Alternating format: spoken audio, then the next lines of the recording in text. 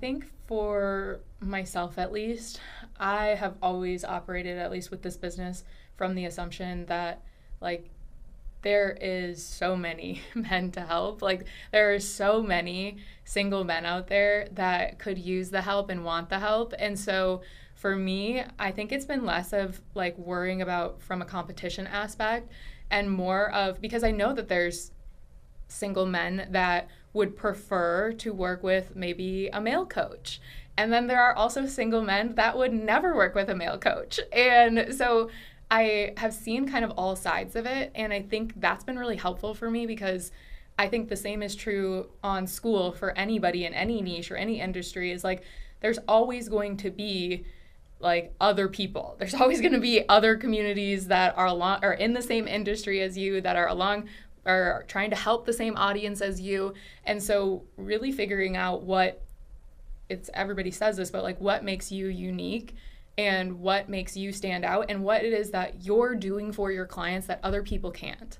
I think that has been the frame that we've worked from for so long, is like, we know that what we're helping these men with goes so much further than just the dating. Mm-hmm. And that alone has done wonders for setting us apart from any other dating coach out there. And it has helped us really like connect with our clients in a unique way that like it never fails. Any clients of mine that have worked with coaches before tell me every single time, this is such a different experience in the best way, because I didn't know I was thinking that thought, or I didn't know that I was operating from that mindset, or I didn't know that like this was what was hanging me up. And I also didn't know that I needed community. I also didn't know that I needed this kind of support. I also didn't know that I would want this kind of support. I think one of the things that makes us unique is that we're dating coaches that, for a lack of better terms, we force guys to be in a community together. Yeah. And come for the dates, stay for the bros. Exactly.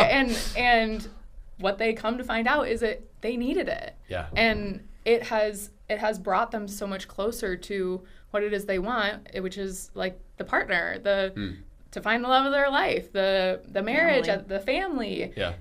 And it all starts from like being able to put yourself out there in a community aspect. And it's something that most men wouldn't naturally prefer to do. And then we have a good school friend of ours, Kai Nemser. Yes. Whenever he was doing the gaming niche, I remember we did a podcast, one of the very first podcasts, he was talking about, like, I think he called it like the Trojan horse offer, where it's like you give people what they think they want, which is like getting better at gaming, or like becoming a better pickleball player, or like getting more dates. Yeah.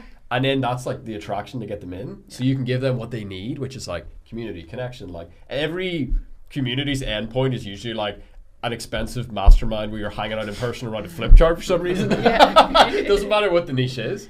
Yeah. And so I think like something that Ted Carr says, who's like a very good friend of both of ours, is like people might not want to join a community. They might just be there for the, whatever the transformation is that they want. Yeah. Well, you can speak to this a bit better than I can. Go for it. Yeah, just like you said, basically, you hook people in with what they want, and then you give them what they need. Mm-hmm. That's the Ted Carr classic. What's the Hermosi version of that? It's like garlic wrapped in ham. Like goose bacon wrapped in broccoli. Everyone's got their own version. Everyone's got their own version. Yeah, the garlic story. Absolutely. Yeah. I think it was a struggle for me to understand that in the beginning. Like I said, I came from filling my calendar with one-on-ones to knowing that I needed a different option for our business, not really realizing how much my clients needed this option for like the success of their dating life. But it was interesting because for so long I had the limiting belief myself that like men are never going to want to join this type of group. Like they're never going to want to talk about their feelings and their thoughts about their dating life in front of other single men. And it was a limiting belief of mine that really held me back in terms of like what the community is supposed to be, what our business is supposed to be, because I just thought that, this was not something that the men were looking for. And I think to your point, it's like, that's exactly what it's supposed to be. Like, we know, because this is our expertise, this is why we coach men, like, we know what's best. We know what they need, essentially. We know what is actually hanging them up, and a lot of that has to do with their mindset, and that is a huge piece that gets solved in a community setting where you can see it from different angles, where you can listen to other people's situations from almost like an unbiased perspective. Because when less triggering. Yeah, because when you're in it yourself, and especially dating, it's so emotional, and it's very hard to see from an objective point of view, like what's really going on. But when you get to listen to somebody else talk about a similar situation, and like you're just kind of sitting there being like, what are you doing? Like, why would you do that? Dude, it's so much easier for me to give Daniel dating advice than it is for me to look at my own marriage. Yeah, Right. And I'm like, Daniel's looking into my marriage. He's like, dude, it's so easy. It's just X, Y, A, B, C, 1, 2, 3. 100%, Like, exactly. And I think it's because people attach their self-worth to their results. Yes. And what's really brutal about dating, especially as a guy now, is you get a lot of rejection, and you just go through a lot of no's. And the problem is, after enough, you start to wonder if you are the problem. Am I desirable? Do women even want me? And then you start to think if it's even possible to succeed. And I guess that's similar in entrepreneurship as well. Like, people need someone to believe in them. I think what's unique about your community is for a woman to believe in them, to look at them and say, yes, you will succeed. I've seen people like you succeed before. It's very powerful. And that, I don't think it'd be as effective if it was a guy teaching. Yeah, I think you're right. And we do hear that a lot. We were on a group coaching call this morning, and somebody said just that. He said, man, I don't know if I would have believed that had you not just said that, Gracie. right. And, he believes these limiting beliefs, and we're trying to dissect it to show him what else could be true. Well, he hasn't seen proof of anything else. Exactly. Yeah. And he even So- said that too. Yeah. He said, I'm sorry. He's like, I have to see it to believe it. And we're asking him to believe it before he sees it. Right. And so it takes time. It's a process. And so we are constantly reminding them that this is not an overnight magic, offer. It is like, this is roll up your sleeves and get ready to do the work. And we can guarantee that this will pay off, and you are going to blow your own mind, because you are going to become the man that you want to be, and it's going to have a massive effect on all areas of your life.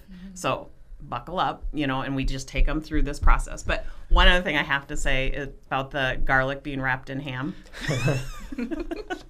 We get guys that'll come join the community. They've seen Gracie on social media, giving great advice, but they're probably super excited to be able to have one-on-one time, with her.